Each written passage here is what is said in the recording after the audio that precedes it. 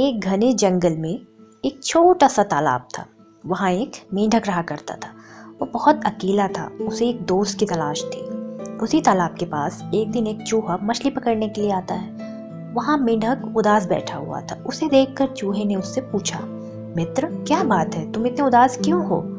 मेंढक ने उससे कहा, मेरा कोई दोस्त नहीं है, मैं बहुत अकेला हूँ, कोई नहीं है जिससे मैं बात कर सकूं, अपना दुख सुख बांट सकूं। चूहे ने उछलते हुए झट से कहा, अरे ऐसी बात है तो आज से तुम मुझे अपना दोस्त समझो। इतना सुनते ही मेंढक बहुत खुश हो गया। बस उस दिन से दोनों घंटों एक दूसरे के साथ समय बिताने लगे, अपना सुख दुख बांटने लगे।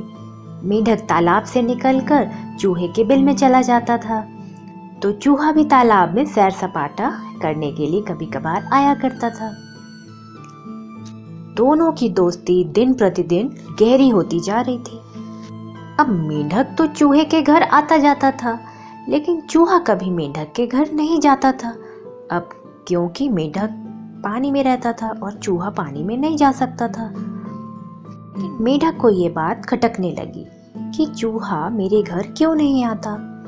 एक दिन वह अपने घर में बैठा बैठा सोच रहा था कि मुझे कोई ना कोई तरकीब लगाकर चूहे को अपने घर लाना ही होगा। और उसने एक तरकीब सोची।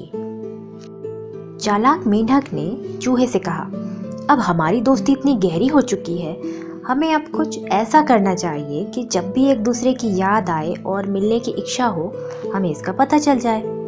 चूहे ने भी ज्यादा कुछ सोचे बिना ही उसकी हाँ में हाँ मिलाई और कहा, हाँ बिल्कुल, लेकिन हम क्या कर सकते हैं ऐसा? मेंढक ने कहा, हम एक रस्सी से तुम्हारी पूंछ और मेरा एक पैर बांध लेंगे। जब भी किसी को किसी की याद आएगी वह इसे खींच देगा और दूसरे को पता चल जाएगा। चालाक मेंढक की चाल को चूहा जरा भी नहीं समझ पाया। वह ज्यादा कुछ सोच पाता इससे पहले ही मेंढक ने एक रस्सी निकाली और झट से उसे चूहे की पूंछ में बांध दिया और उसका दूसरा छोर अपने पैर में बांध लिया। चूहा कुछ समझ पाता इससे पहले ही मेंढक ने छलांग लगा दी तालाब में और चूहा भी उसके पीछे घिसटता घिसटता तालाब में चला गया। मेंढक की तो खुशी का ठिकाना ही नहीं था। आखिर उसकी चाल जो कामयाब हो गई थी।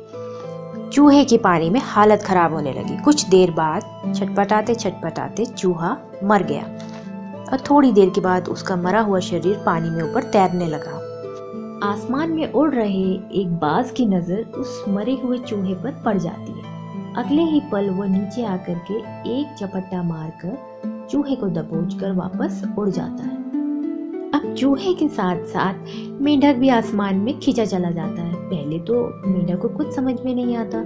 वो सोचता है कि मैं आसमान में कैसे उड़ने लगा। फिर जब वह ऊपर देखता है तो उसके होश ही उड़ जाते हैं। बहुत सहम जाता है और उसे बहुत अफसोस होता है कि क्यों मैंने रस्सी अपने और चूहे के पैर में बांधी। और अगले ही पल बाज चूहे और मेंढक दोनों को खा जाता है। इस कहानी से सीख लेने वाली बात यह है कि हमें दोस्त बहुत सोच समझ कर बनाने चाहिए और बिना सोचे समझे किसी की भी हाँ में हाँ नहीं मिलानी चाहिए, चाहे वो आपका दोस्त ही क्यों ना हो।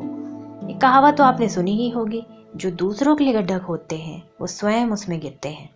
तो दूसरों को नुकसान पहुंचाने के उद्देश्य मात्र से कभी कोई काम ना करें, वरना उसके बुरे परिणाम आपको भी भुगतने पड़ सकते हैं।